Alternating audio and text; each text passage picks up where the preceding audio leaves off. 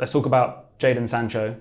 Take us back to when you first saw Erik Ten Hag's comments in the press conference. Was it fairly routine comments in your opinion, or were you quite surprised by the comments that he made? I was recording 5, my YouTube podcast at the time, and it came through in the group and everyone was like, wow, okay, Erik Ten Hag said this.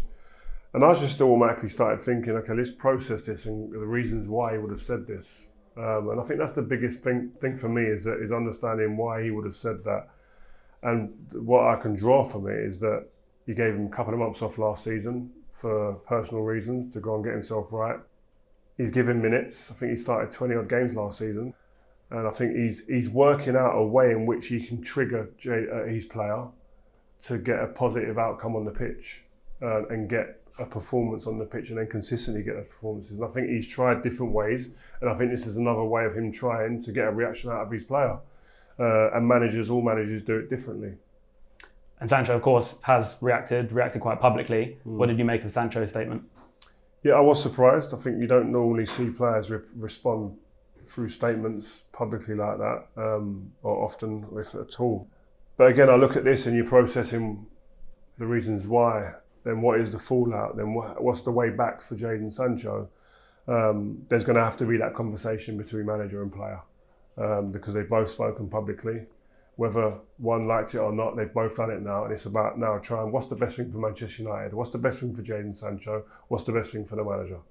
And I think they've got to decide that between themselves, have an open, honest conversation round the table, have a coffee, an orange juice, whatever they please, and get through it and find a way that, one, they're both happy with, and two, you get some performances out of your player, because that's the most important thing. And I think that's, for me, from the outside, not speaking to either Jadon or the manager, I think Erik Ten Hag wants to get the player he knows is inside Jadon Sancho performing for Manchester United.